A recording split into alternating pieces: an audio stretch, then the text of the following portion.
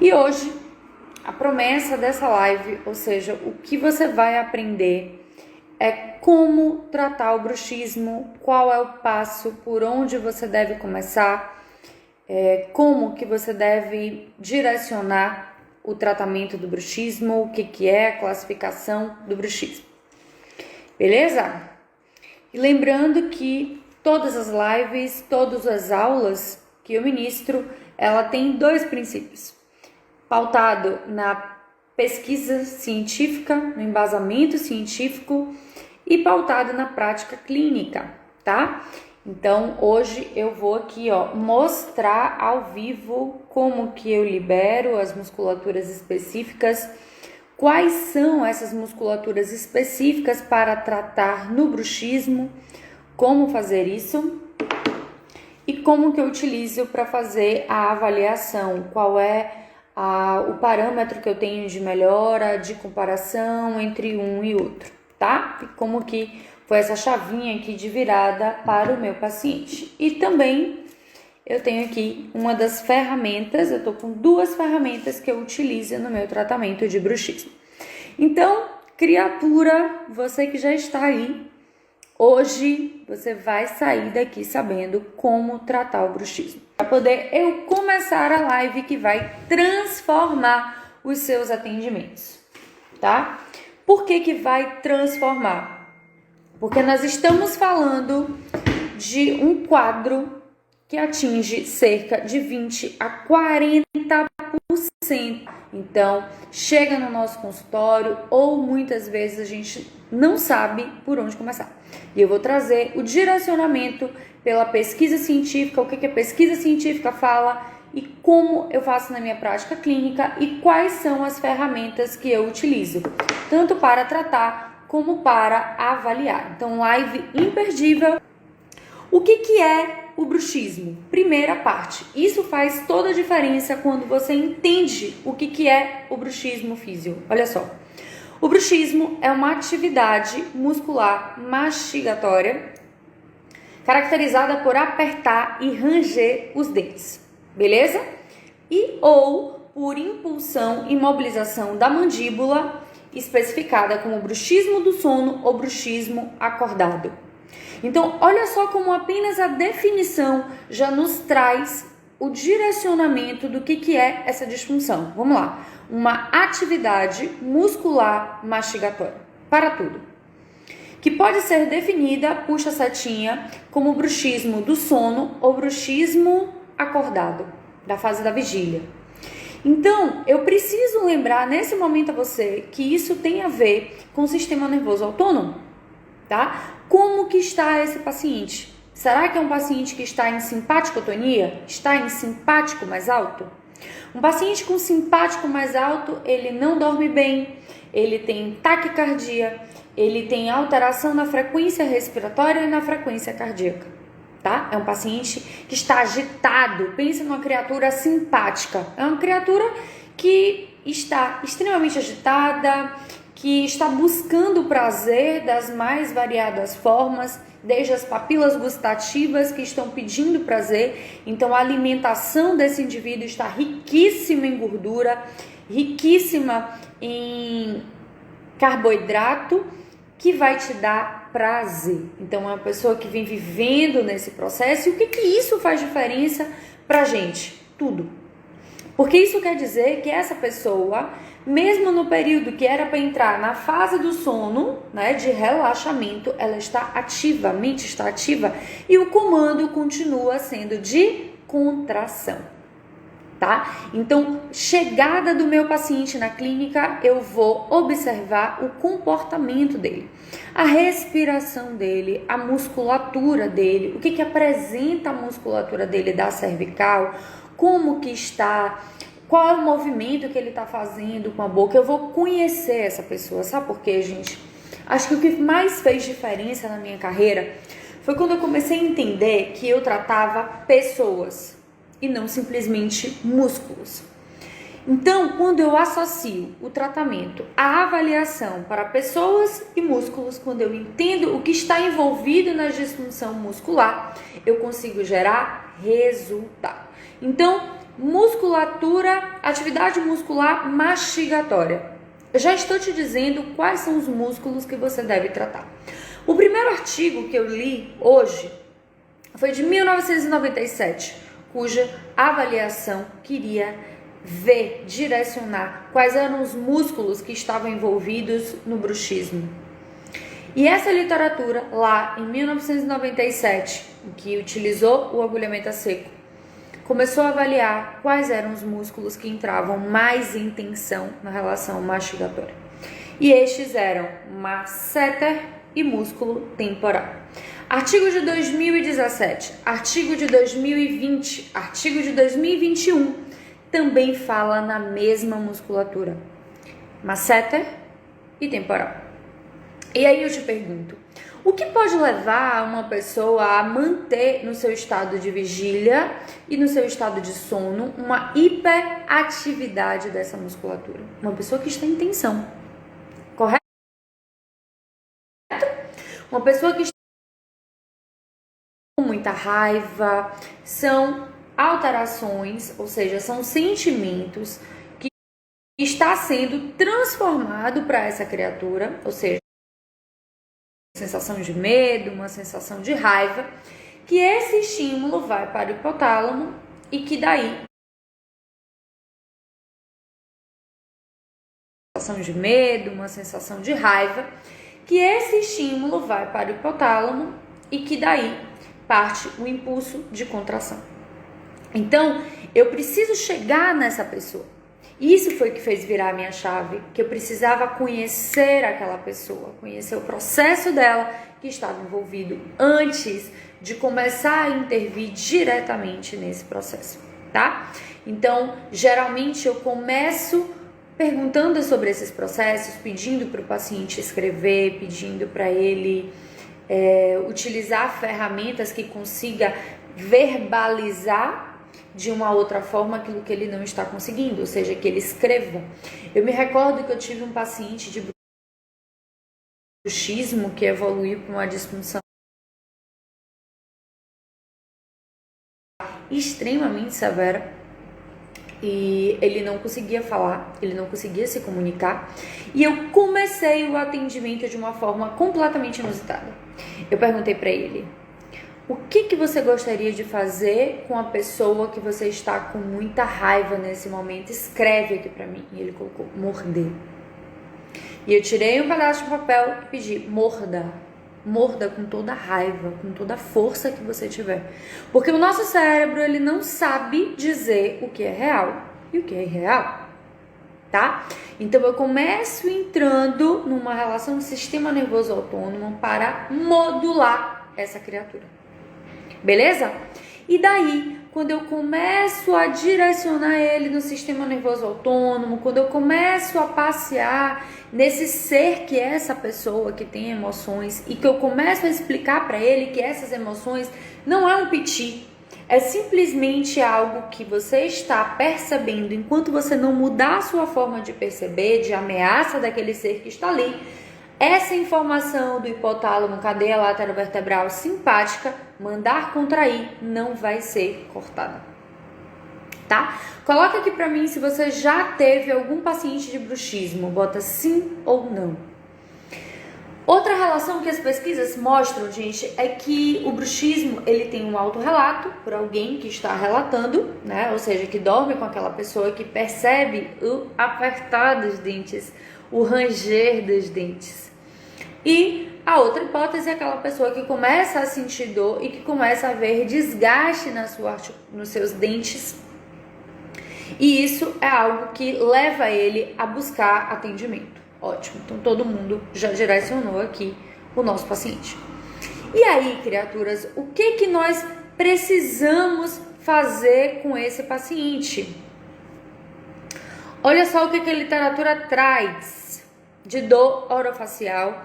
Esse é um direcionamento da diagnóstico e tratamento da dor orofacial da Academia Americana de Dor Orofacial, tá? Então esse direcionamento é algo que é utilizado no mundo inteiro, é um consenso internacional. Então quando se fala de fisioterapia, o que nós queremos gerar? Resultado. E as pesquisas mostram que o paciente com bruxismo que chega à fisioterapia, ou ele está com dor, ou ele está com desgaste nos dentes, já há uma relação de cisalhamento, e ele precisa de uma ferramenta que gere resultado desde o primeiro atendimento. Entretanto, para eu saber se essa ferramenta é realmente eficaz no tratamento do meu paciente, eu preciso saber de alguns pontos. Tenho alguns pontos em mente. Primeiro, onde que eu vou avaliar e como que eu vou avaliar, correto? Aqui na frente eu tenho um algômetro de pressão. Coloca aqui para mim se você já utilizou algômetro de pressão no seu atendimento. Sim ou não? Esse é um algômetro de pressão digital, tá? Que eu utilizo há muitos anos aqui na minha clínica. E esta é a ferramenta mais utilizada no mundo para avaliar e ver se o paciente está tendo melhor ou não. Então, as escalas visual analógica, perguntar para o paciente como está antes e depois, isso não dá confiabilidade. E por isso que eu comprei aqui para minha clínica, para que eu possa avaliar meu paciente antes e depois e ver. Ai, que linda! Não, só no seu curso. Pois é, no curso do agulhamento eu levei, não foi, Cira? Ótimo. Então, gente, esse é o algômetro. Esse é um algômetro antigo, tá? Que tem que ser calibrado. O meu é de pilha. E aqui eu tenho o direcionamento em quilogramas ou newton. Então, as pesquisas mostram que a gente deve avaliar por quilograma peso. Então, quais são os músculos que as pesquisas direcionam que você tem que tratar para melhorar o bruxismo? Olha que isso vale ouro aí, criatura. Masseter. Porque essas criaturas, esses pacientes que chegavam no consultório, eles tinham dificuldade em abrir a boca, tá? Limitação. Projeção anterior da mandíbula, ó. Dificuldade na mastigação. Óbvio. Então, eu preciso que você faça a palpação aí no seu rosto. Localize aqui, ó, o ossinho, a maxila e a mandíbula. Abre e fecha a boca. Você vai ver que aqui existe uma fibra muscular extremamente potente e essa fibra muscular é chamada de masseter. Então, eles começaram a avaliar pela algometria como que estava essa área. O que o algômetro vai dizer pra gente? O algômetro vai direcionar o nível de sensibilidade. Então, antes eu tenho que zerar. Observe como é. Eu zero e movimento ele já começa. Então, eu tenho que zerar já na posição que eu vou fazer a algometria, tá? Então, eu venho, faço uma pressão e quando começar a dor, aqui, começou a dor, eu paro. 1 kg, 117 gramas.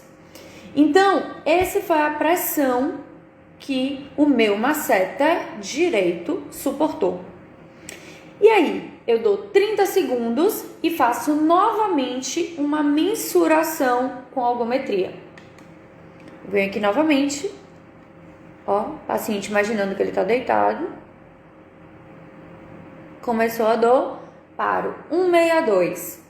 Dou mais 30 segundos, 0, e tudo isso eu vou registrando. Então, aqui no meu sistema eu vou colocando, né, quanto que ele apresenta. Dei 30 segundos, faltam mais 5 segundos. Venho aqui novamente, me preparo, 0, no mesmo ponto e faço a algometria. 1 em 9, tá? E aí eu vou registrando, beleza. Depois que eu faço o registro, eu vou fazer a técnica.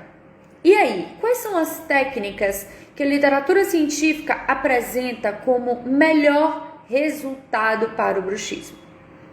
Agulhamento a seco, liberação miofascial e toxina botulínica.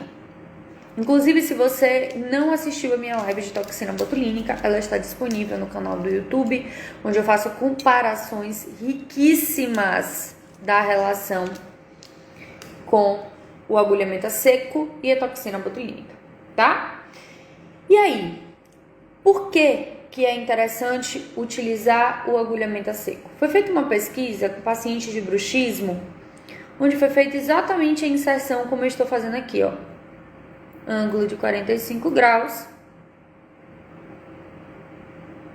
Inserção. E deixo essa agulha por 1 minuto. Foi comparado depois de 1 minuto. Uma semana depois, alguns artigos têm feito muito dessa forma, não tem comparado logo no final. Por que não?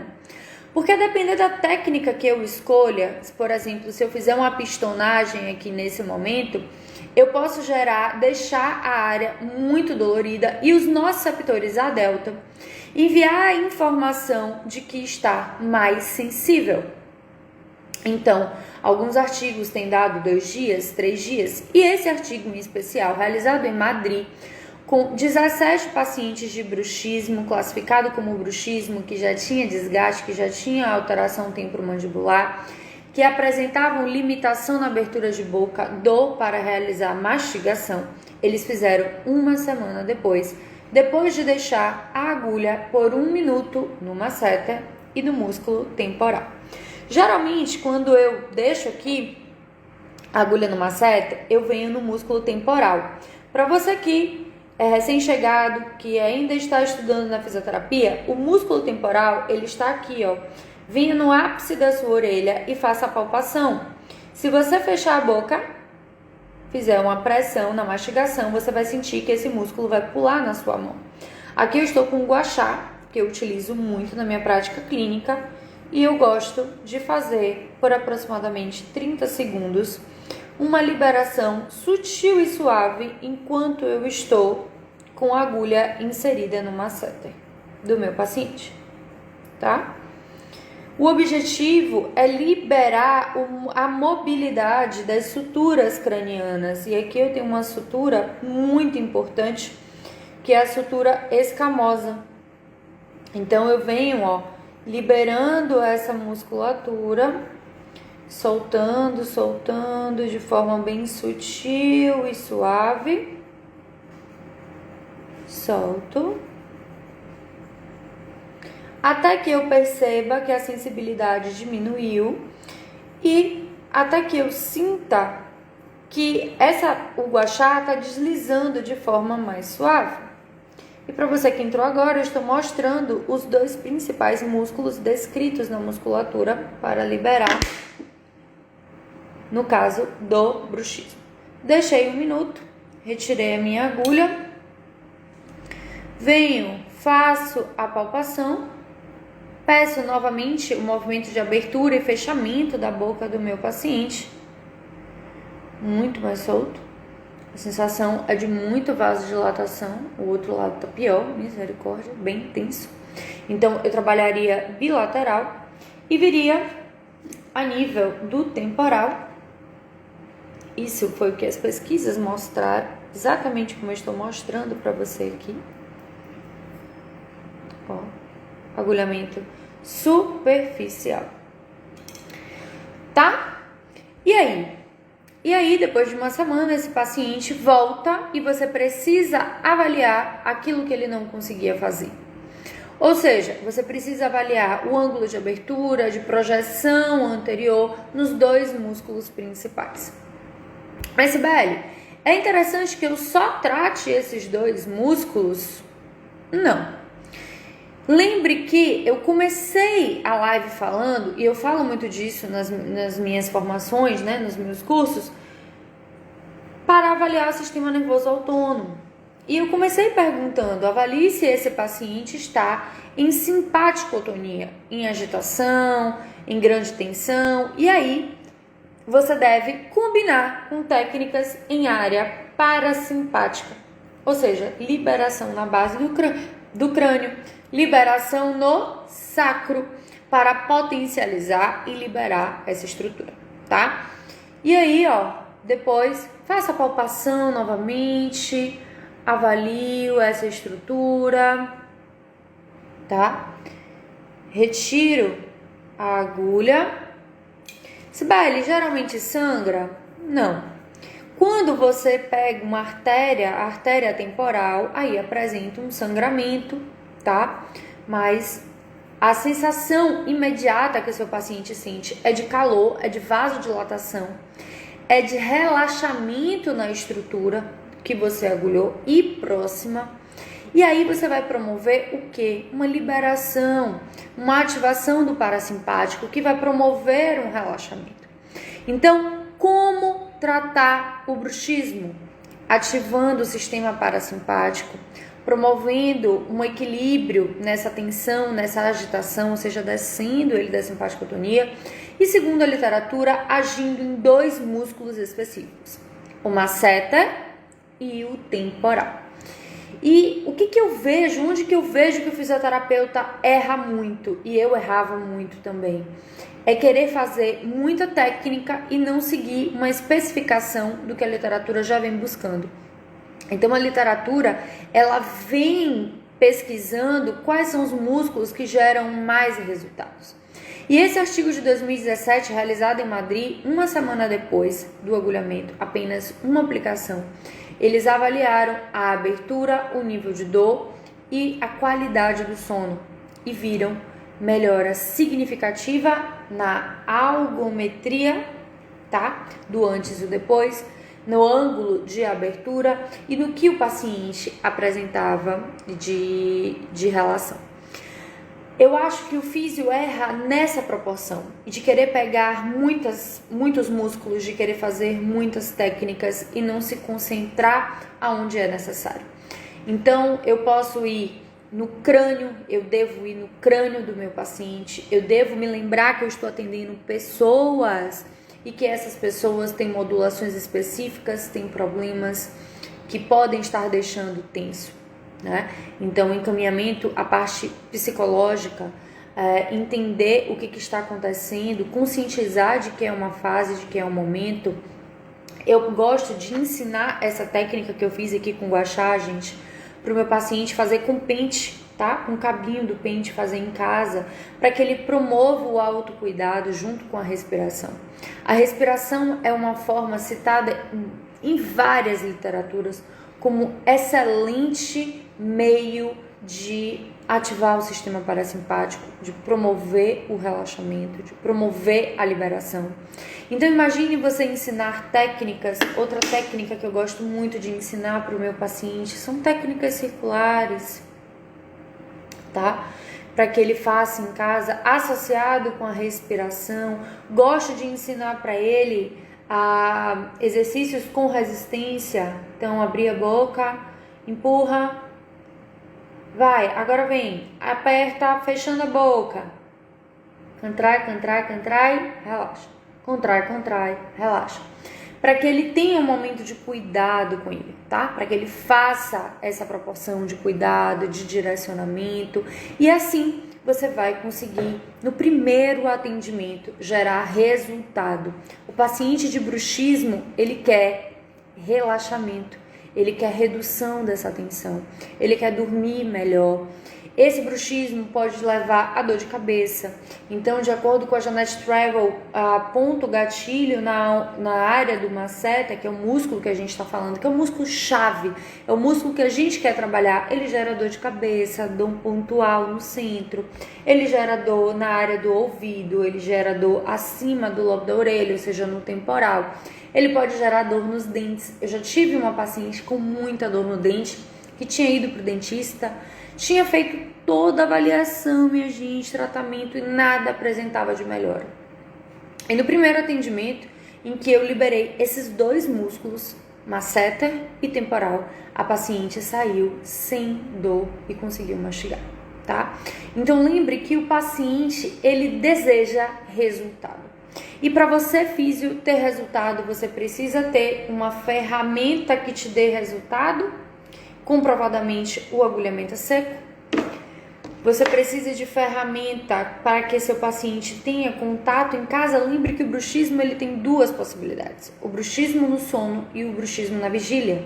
Então, promover essa integração do paciente em casa, fazendo a sua autoliberação, trabalhando a sua respiração, centrando nele, vai potencializar o resultado, tá?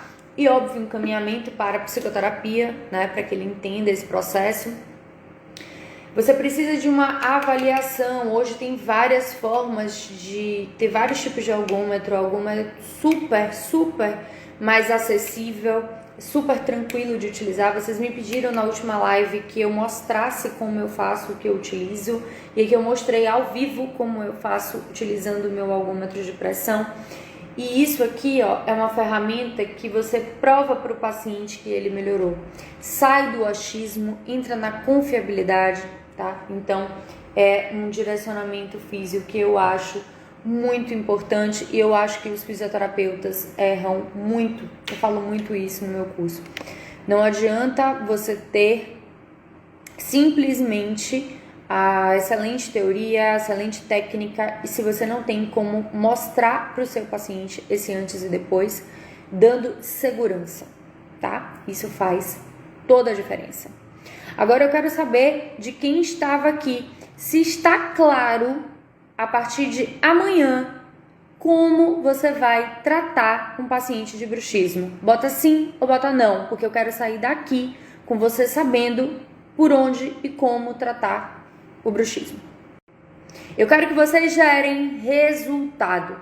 E resultado só tem 2 caminhos: ferramenta e forma de avaliação, tá? E aí, você começa a ser referência, você começa a gerar resultado, e essa é a grande diferença, por exemplo, entre os dentistas. Ótimo! Você tem uma grande diferença, porque o dentista, ele não utiliza geralmente formas de avaliação, tá? Diretas de melhora antes e depois. Ele não prescreve nenhum tipo de tratamento para casa. Ele não direciona essa pessoa que ela entenda que o processo de tratamento depende dele. Beleza? Então, é extremamente importante que você conscientize, que você mostre esse resultado. Porque, como eu falei para vocês, de 20 a 40% da população mundial tem bruxismo.